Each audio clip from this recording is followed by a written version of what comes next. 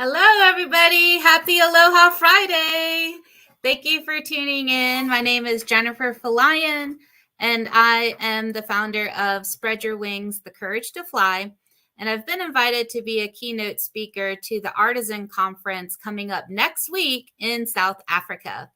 And as you've been following our journeys, you know that I've invited a team of ambassadors to travel with me. And we will share our culture, our art, our stories, along with local artists in South Africa. So I'm so happy to be hosting today's show, which is a special segment of Artisan Stories That Matter, the Aloha version. So I have some special guests today. I'd like to mention my first guest, Lisa Noelani Robbins. She's been an integral part of my life since 2013, actually. During 2013, and I'll say more about that. And I have one of my ambassadors on the line too, Shanna.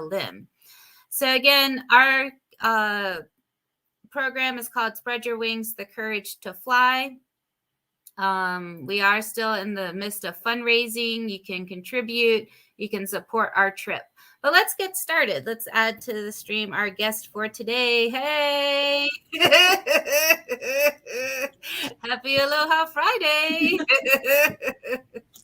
So, like I was mentioning, Lisa Noelani Robbins has been a dear friend of mine since 2013 when I was going through some difficult times. I was separating from my husband. I moved back to Hampton, Virginia, from where I was originally born, and that's where I met Lisa. And Lisa at the time was running the Ohana art studio where she did sewing and crafts and hula and dance.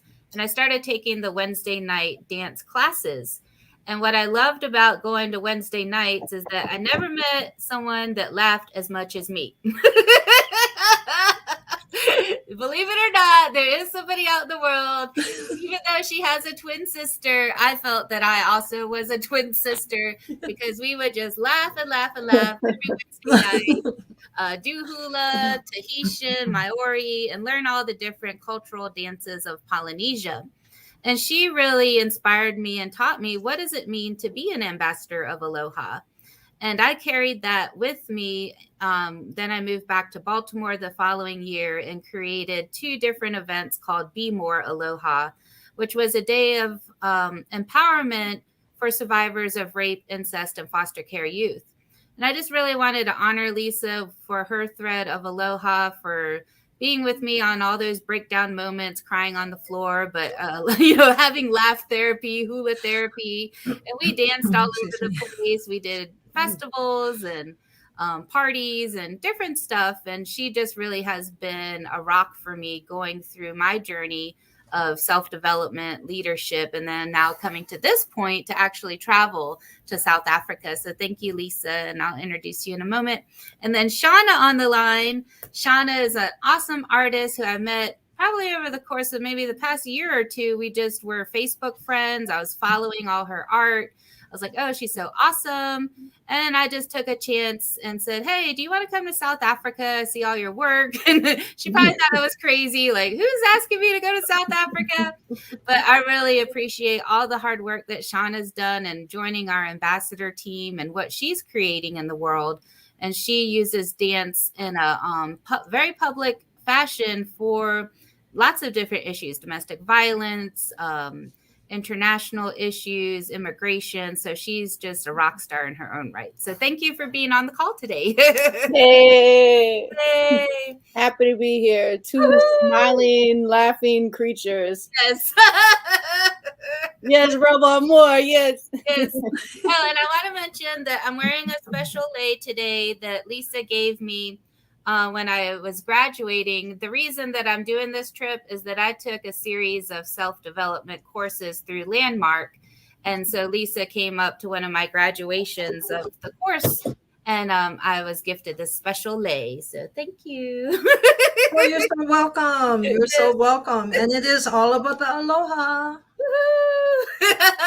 So Teach Lisa, me. I know. Lisa, would you like to introduce yourself and say a little bit about where you're from and what you're up to? Sure thing. I'm Lisa Noelani Robbins. So aloha no, welcome and hello. I've been in Virginia since 1998. I'm originally from the islands, but I make my home here, and I love being next to the water. I mean, I love being in paradise too, in the islands. But this is nice. The Hampton Roads area is beautiful. I do work a full-time position during the day, whereas I work in the mortgage industry. So, coming to fruition with my native roots is very important to me. So I do have to say that, turning to, our elders, our ancestors, our kupuna, I think that has actually helped me survive my career and daily life, mentally and physically. So that is an important part of who I am. I look forward to discussing these important points about how strong and powerful our ancestors have been through centuries, not just for the last 400 years, but for centuries. And so I really admire our elders, our kupuna, but also my fellow Native brothers and sisters. So I look forward to having that discussion with everyone. Thank you. Mahalo. Thank you. And so Lisa, she's done so many things. She graduated from William and Mary, raising a family, and she just really shows that, as women especially, like, we can have it all. Like, there's nothing stopping us. So thank you for being that leader in the community. And then Shanna, would you like to introduce yourself, say a little bit about what you're up to, where you're from? I'll give it a shot. Introductions are always kind of finicky with me. Yeah. My name is Shanna Lim. I've been doing performing arts, and I like utilizing it in various fashions. So a lot of times when people see my work, they see it one way, but it's completely different from like maybe the next show that you're going to see. My kupuna, who are my elder. Ooh, feedback. I hear an echo. Okay, maybe it's gone. So I enjoy taking the different realms of utilizing performing arts as a tool. I also love to involve body art because I couldn't focus on body art. I had to pick one. Some people were telling me, pick one. So I picked dance. Well, my overall umbrella is artist, but I focus on dance as one of the tools under being an artist. And I incorporated body art in it. So a lot of the stuff that you'll see, it's highly body paint oriented. But utilizing the performing arts in various different ways and finding how I can reach an audience past just I'm here to entertain you, because that's not enough for me. I love connecting to the soul and finding many different ways I can do that, change how a person sees maybe life just that day, or maybe change a spirit, help somebody, raise their spirits, maybe connect with them in a way only a stranger can. Because sometimes I've found that people can be too close. And if you're too close, then it's hard for certain people to open it up. So I really love the stranger on stranger effect, and breaking boundaries in ways that a person maybe wouldn't think that they would risk. For instance, I know it's a time where consent is very prevalent, right? But in my art, I kind of play with that. Like I don't always allow consent to a degree, because if I'm coming up to an individual, because my stuff is very highly audience interactive, and so, but it's in a positive way. It's in a positive way. So if I walk up to an individual and I'm doing some movement, and if I ask them, what happens is they're like, oh, no, you know, and you're in the middle of the performance, so you don't ask. And people won't open themselves up and they won't take risks if you ask them.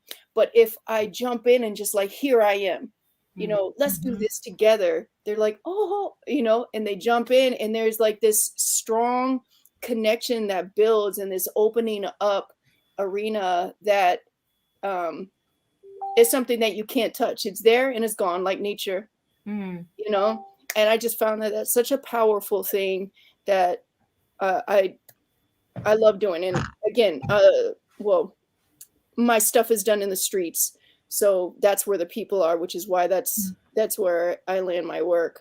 Yeah. Thank you. Yeah, that's really important. I just took a workshop for psychodrama, and we were talking about like different ethical considerations, like the use of touch when we're facilitating, self-disclosure. So as artists, like there's a lot of different, like as we're creating safe spaces to explore these things, like you said, there's trauma and different issues that we're dealing with, and how are we interacting with either our audience or our clients, or, those kinds of issues. I think that's really important. So today, since a lot of what we do is movement, I do have some different videos that we can play. We can kind of discuss some different things. So let me just share my screen here. 1 second. So let's just take a look at some different stuff here. Here's something. I learned the dances through my kupuna, who are my elders, and I pass them on. It's actually a story that we're dancing to. Right?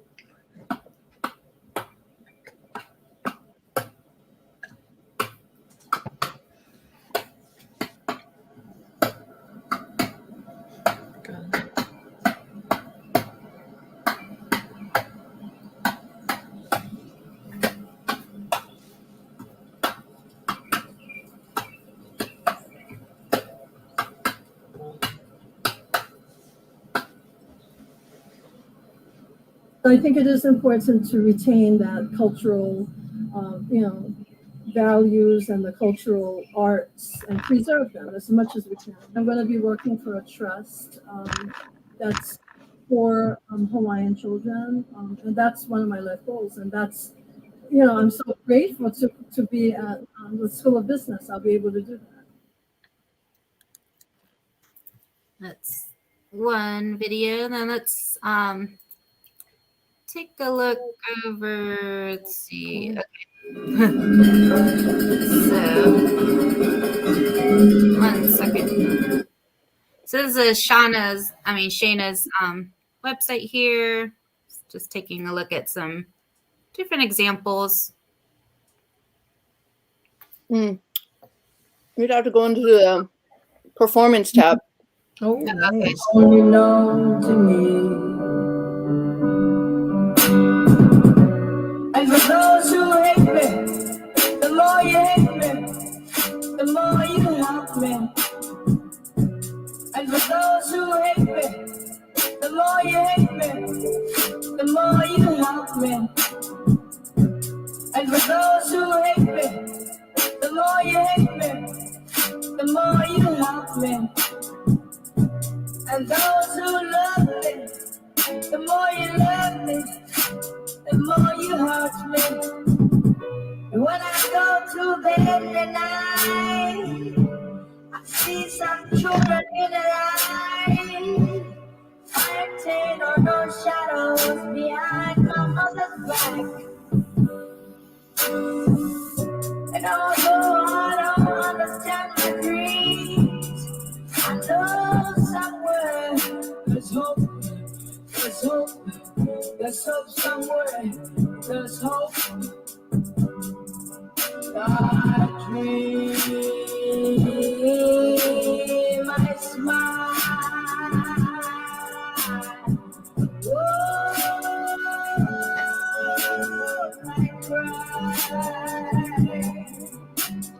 You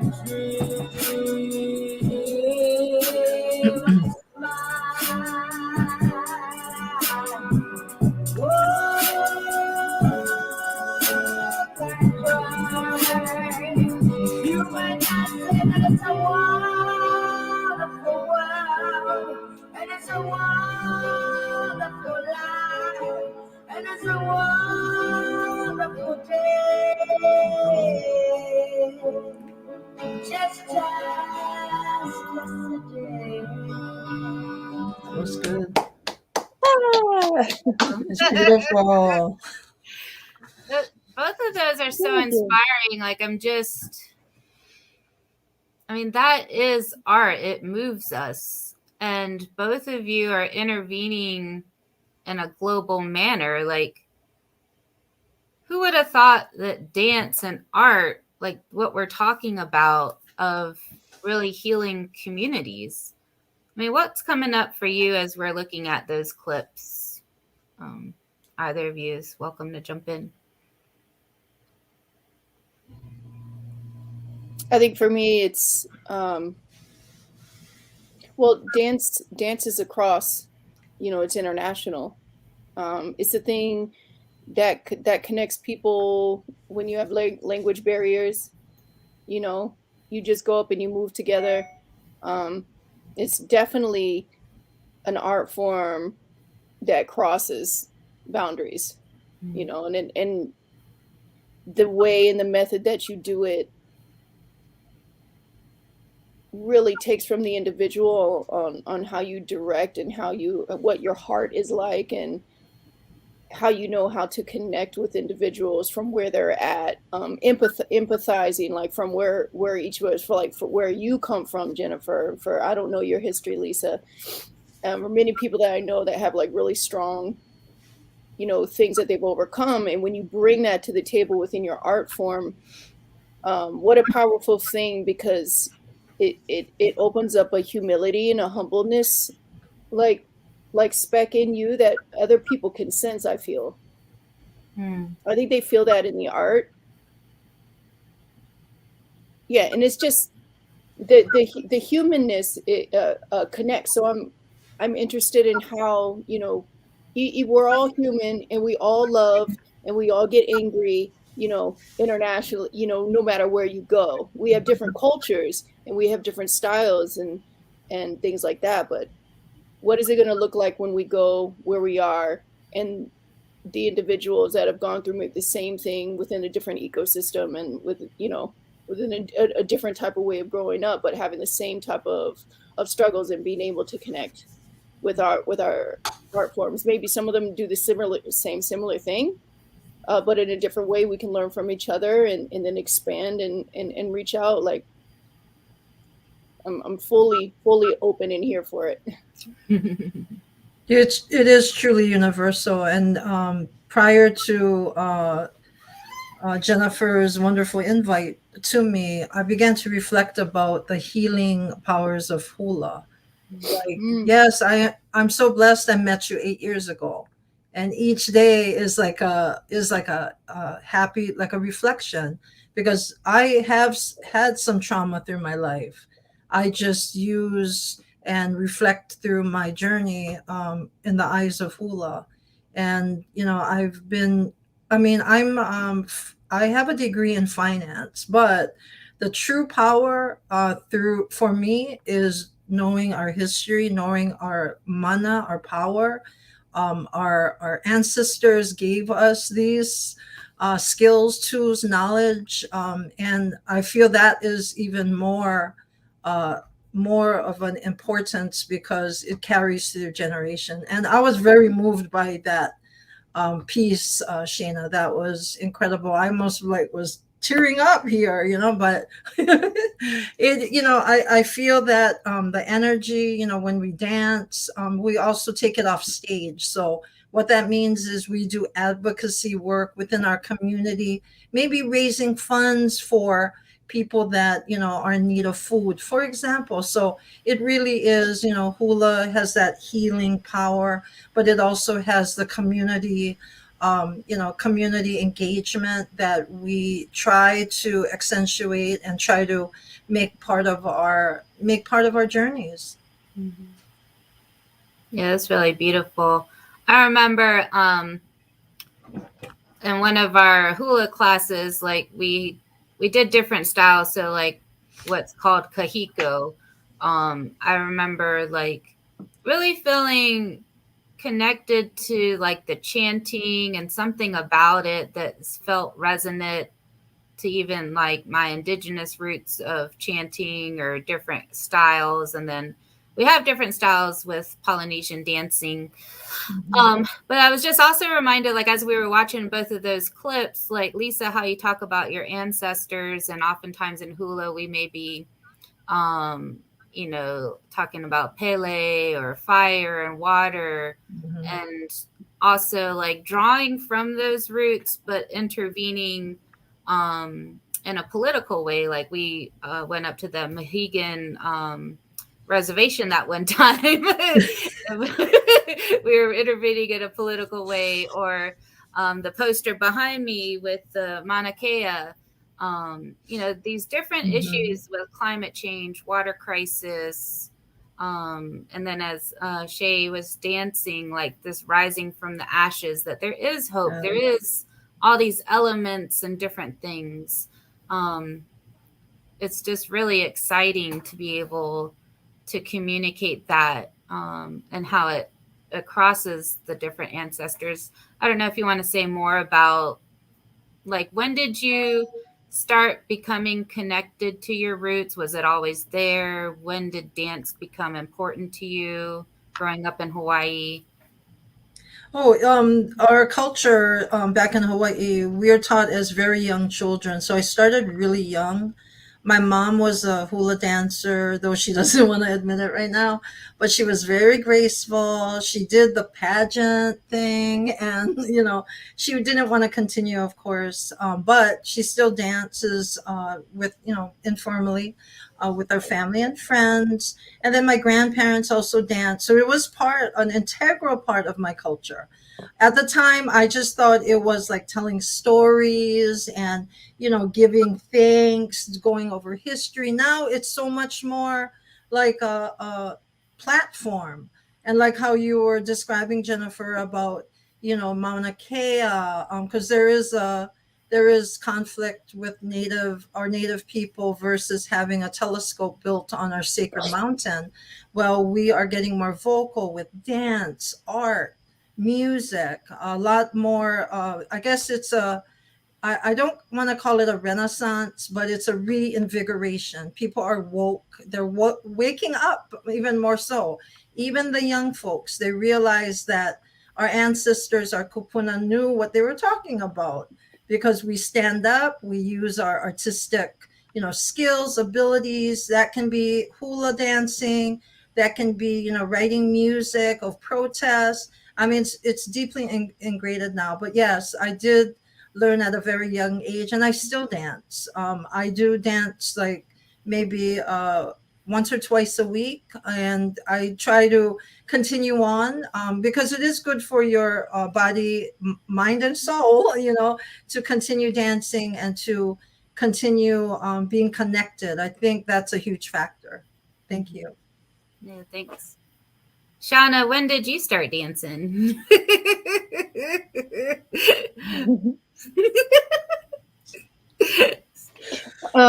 You were breakdancing before you could crawl, like spinning around on the ground. I was never a breaker. I was never a breaker. I started out in my bedroom, in my living room, in front of the mirror, dancing to all the music videos. But I it really picked up steam when I was in high school, and going to all the my Latino friends, like all the house parties. So I was like, just loved my, Latino family. And Can relate. so there was the, salsa and merengue and so forth. And they're the ones that introduced me to the the club culture of and how I learned about house music, Mm. you know. But at that time, you know, I was also had my hip hop, you know, in the reggae community. So I was like large in that scene. But everything when I started out was just like off of like it was just human. There was no like, you know, formal. It was like the streets and the cultures and you know individual the huge parties and all of that stuff, and it was just like it just became like a focus, and then I was like, oh shoot, there was a school for this. You could actually go and learn this stuff and like get a job and major in it. I was like, Yeah. I was like, okay. And I tried that. It didn't work out too well. Mm. I tried to actually go into a system where they train you, and that did not. My body was like, no. Yeah. You know, we don't like it. It was just painful. So I left that, but then I came back into it and got formal training, and that, you know, it immersed modern and classical and involving more out. So there was like the street community of dance of hip hop, reggae, and acid jazz and Latin culture, and then it was like modern dance, and I also did like Thai dancing with Samapa for a bit, and highly influenced by the Bhutto community and culture of dance. So Nice. all of that stuff, I'm just like, I ate it. Yeah. I love ballet. Ballet hated me. But there's remnants of it. Yes. In there, you know, but altogether, you know, now it's like a theatrical expressionism thing where, you know, everything fuses and comes out whenever it's needed. Mm-hmm. Yeah, it's nice, beautiful. Yeah, I like that blend of cultures. We got some comments from our listeners. Chris says, hello, Financial Unity. Greetings, artisans. Makana said, hi, Mommy. Hi, Jennifer.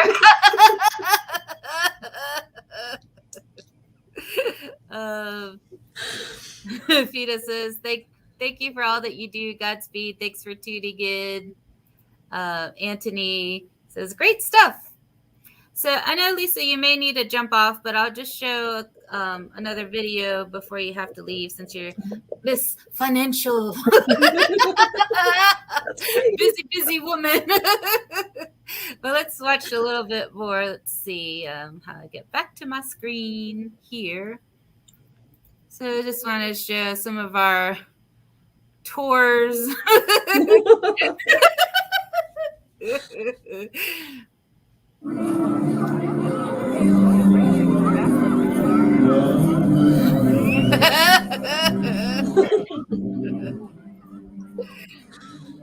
This was Polyfest.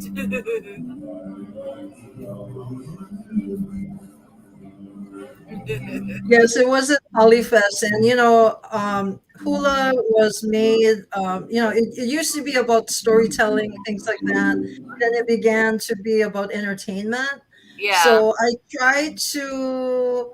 I'm not saying. Well, I try to kind of coordinate, whereas we're respecting the past, but also the present. You know what I mean? Where we do want to like make sure that it's not just about entertainment, that there is a story behind it, and that it's value, you know, where it's more than just a dance.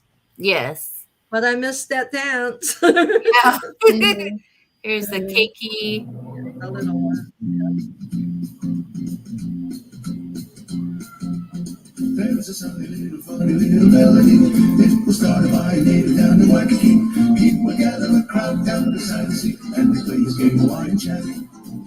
Soon the other little maiden started singing it, and the hula hula maiden started swinging it like a tropical storm.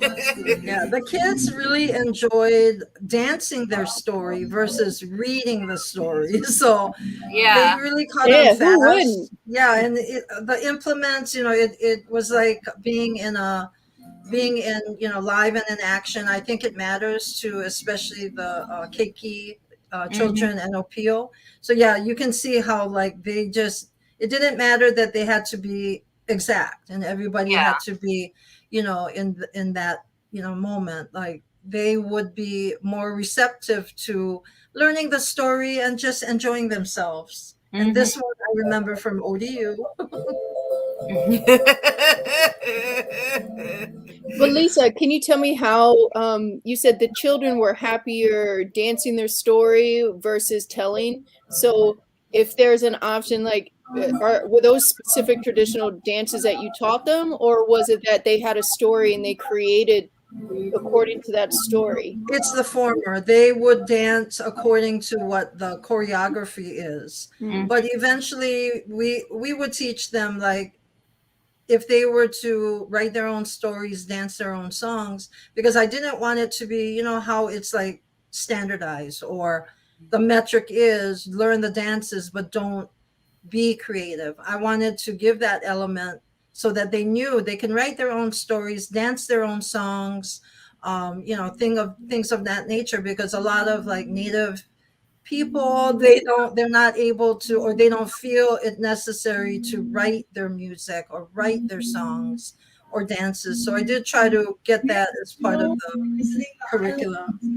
But in regards of your dance in hula, is there similar to Indian and those different forms where each movement has a word, or it tells a story? So if you were to have a separate story, you could put these different gestures Yes. together, and that would express the story versus it having to be a specific form. Right. See, there's traditionalists, and then there's the ones that believe that hula should evolve. I'm in between because I believe that there's value in both. So yes, we stayed with traditional dances, movements, and forms, but I'm also, I've always been open to evolving the art, the practice of dancing hula, because the young children, they shouldn't be conformists. And that's one of the things that I try to balance between traditionalism and then actually creating their own and evolving the culture, the dances, the thinking. I didn't want them to just think one way. So yes, that is a good question, because I do think about that a lot, that I don't want to just be traditionalist. This is the only way and the only way that our students can learn. They should also have their minds open to creativity, to do whatever they want with the foundations and values that were set. So that's what I've tried to emphasize through my teaching. Nice. I would like to be taught to tell my story through hula. Yeah. Yes. We're going to go on tour. We got to get Lisa on our next tour. Just playing a little bit more, and then And we are going to do a song. I think that's what Lisa is like really did with her classes, is like we all belong. We all have a chance to express ourselves and learn traditional and modern ways of expression, and really feel empowered in our own bodies. And what I liked is, like, as I was working through different things, like even self-image, like being of a certain size, I found that like hula and all that, like I could be whatever size I wanted, but like feeling grounded in my body. We danced barefoot, using our arms, expressions, like water, like all the elements, like feeling really connected. And I think that's what Lisa fostered in our classes, is that like self-acceptance and love, which is another layer up.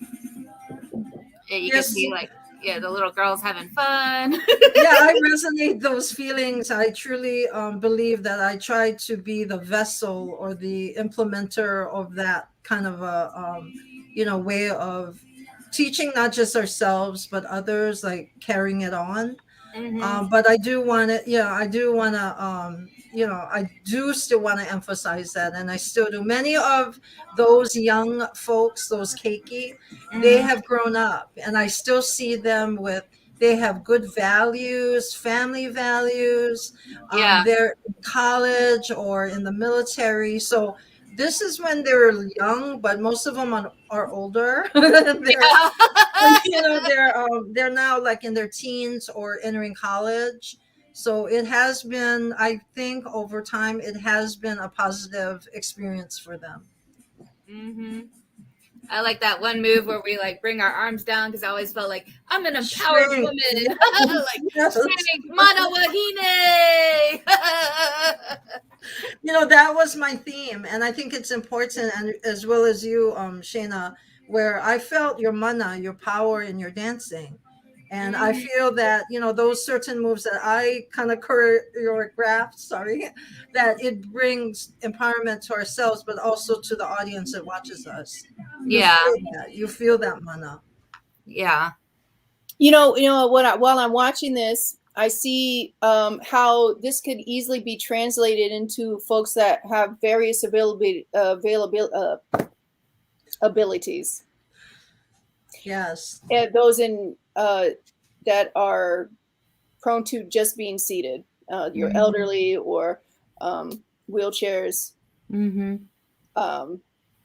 This could definitely be. I could totally see it cross and hula being taught. And yeah, I have taught senior citizens, and there have been studies made that it's good to combat like hypertension, cardiac issues, and even diabetes. So even if we know that our ancestors knew what they were talking about, and they had, we knew that it was healthy. I still try to implement like. Well, I didn't mean it in an exploitive form. Yeah. I mean, I try to do that, but right now, due to like COVID, in-person classes are kind of on a low key basis because I work through Parks and Rec. I've not had my studio for a while, like a physical location, but once everything settles down, yeah, I'm definitely looking to explore that side more than ever, because I do think that hula's for everyone, dance is for everyone. I think that's a huge part of, even in these times, Mm-hmm. Definitely. So let's look at some of Shanna's work here. Shayna. We don't have to watch this whole thing, do we? You can right long. You watch a little bit. We'll watch little clips. Okay. We're taking a tour into your world now. The emergence from the shadows. On the stage of life. I like bubble tea, y'all. If you ever want to know a gift, bubble tea. It's gone, but it had bubble tea in well, you didn't bring us all bubble tea. There. Oh, wow.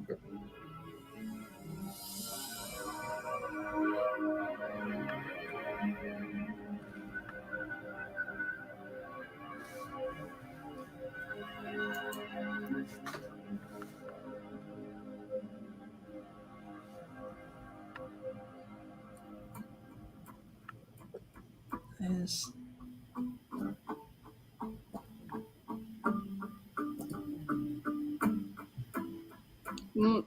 So Michael Bowie there, one of the baddest bassists in DC,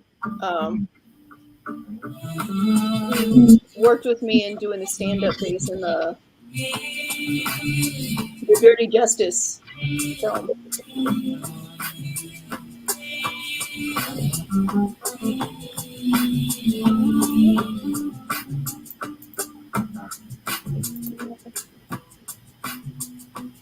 So Shanna, do you visit different locations, or do you just work in the DMV area? Oh, I'll go any and everywhere. Please, take me. Take me. So what was this piece about? Okay, so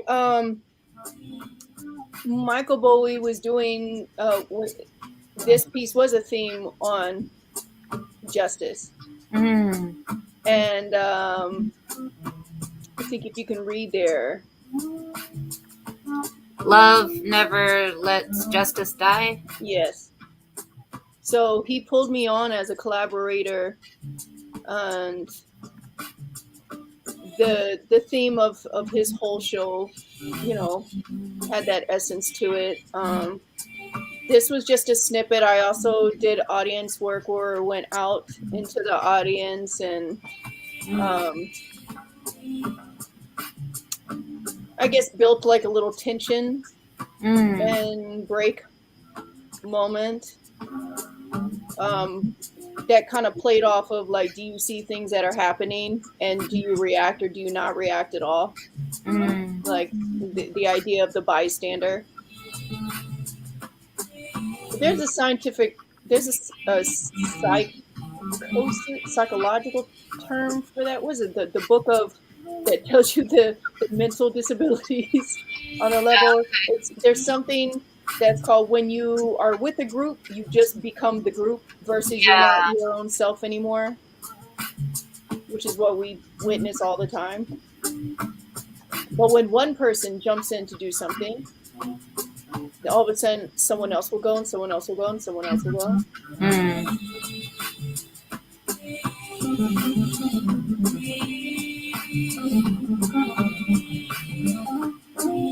And then I'll pull up another clip. I love all of the work here. Let's see. I wish you had the happy grumpy, unless you want to pull up the dirty justice, which is more like activist. But where's that one at? Oh, well, I just sent you you just have the IG promo link. Oh, okay. Or the video's on my IG page. Oh, okay. We'll watch some of the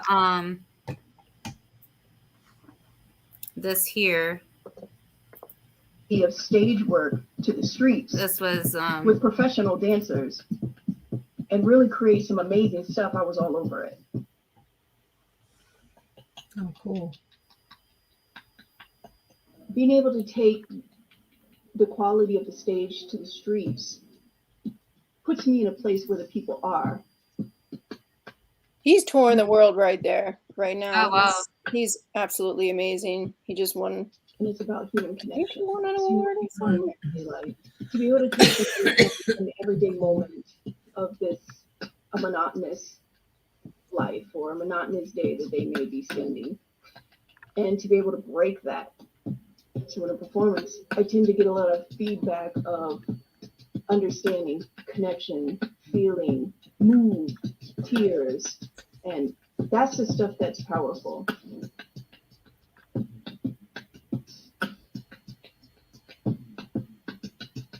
I love seeing that it is possible for me to connect in different ways without words.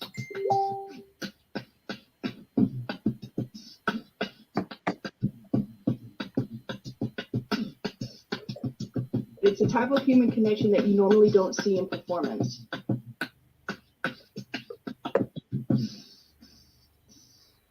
I will have to say, though, that always gets me when I hear myself say that in the video. Looking for me is human because that stuff that I'm talking about, the connection, that stuff is hardly ever recorded. I have a lot of footage of like the more entertainment side of the things that you see, but when I'm actually connecting with people, as it seems like it should be, it's not caught. It's not on camera.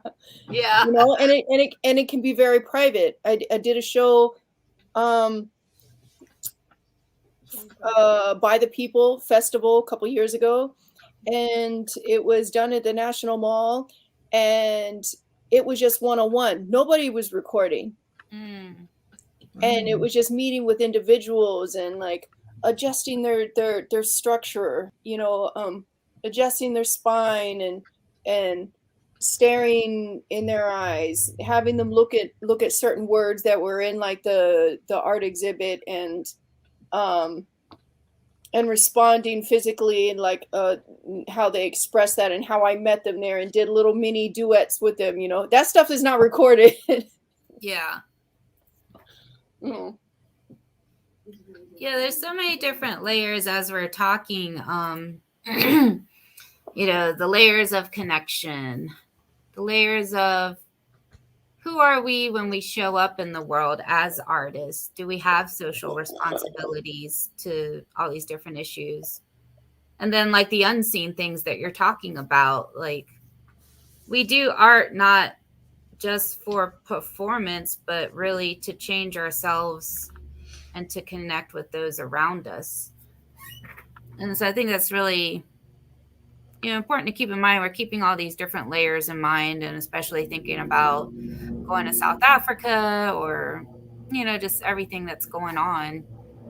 I guess as we're kind of in the last 10 minutes, maybe I don't know what's coming up for you, Lisa, as we're looking at all these different perspectives and things. Well, I'm planning. Of course, I work in the mortgage industry, so a huge part of what I do is to get people in homes. But it's not for like. I work for a nonprofit, so I'm in Virginia. That's one of my huge kind of a goal or an initiative is to help people live in a healthy environment. And then also integrating hula as part of our daily lifestyle. I still dance at home. I don't do any public performances just yet because I just want to make sure that, being safe and all, because around our area, there's spikes in infection. So I want to be careful of that. But I'm still going to continue on with our hula. I call it the hula advocacy because we're not just dancing, we're kind of doing it, changing the world globally. And thank you for inviting me, Jennifer. I enjoy this conversation. Shanna has inspired me to be even more fiery. We are all mana vahine. We're powerful women. And I think we should appreciate and love ourselves for that. Yes. I mean, we do so much, we do so much in the world. Yes. But thank you, Jennifer. And it's nice to meet you, Shanna. I do look forward to continuing on and doing what we do, spreading the aloha, spreading the healing power and the power in general of what dance and arts. I mean, it doesn't get better than this, does it? No. Yeah, definitely. Shay, did you want to share anything or? I'll share my son. Come say hi. Hey, son. Son.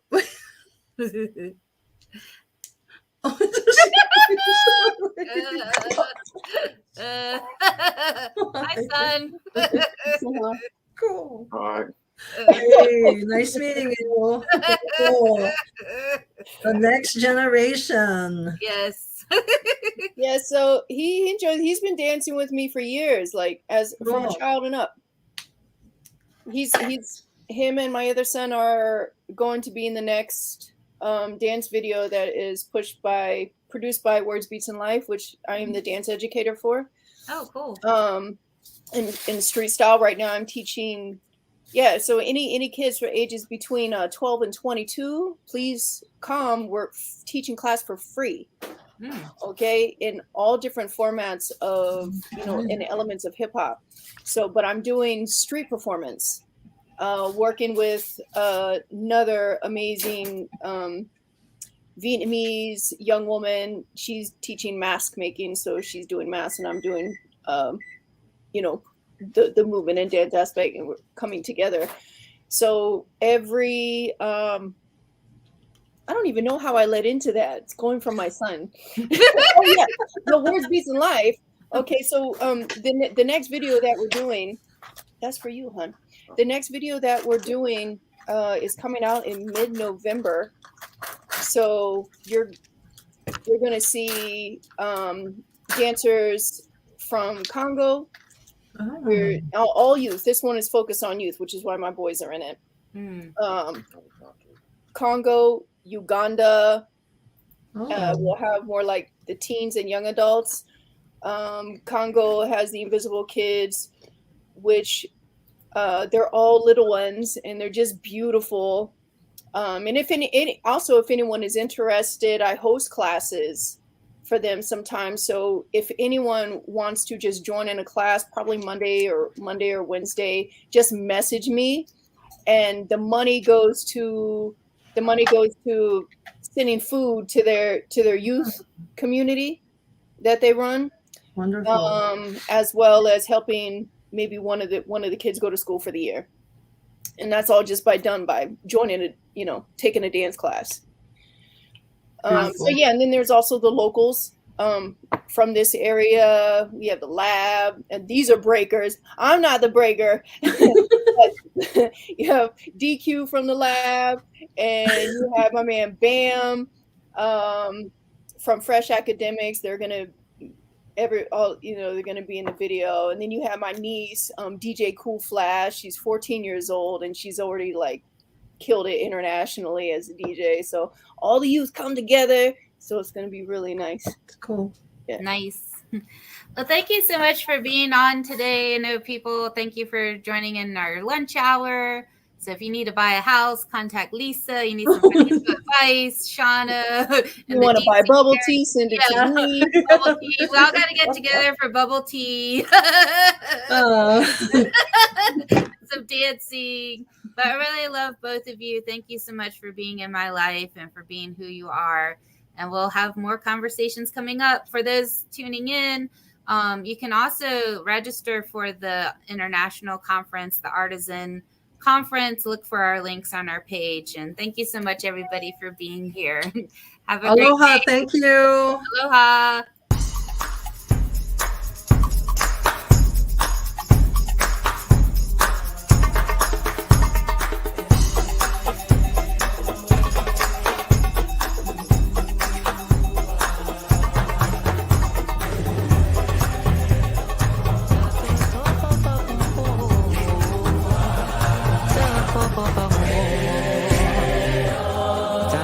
Tatu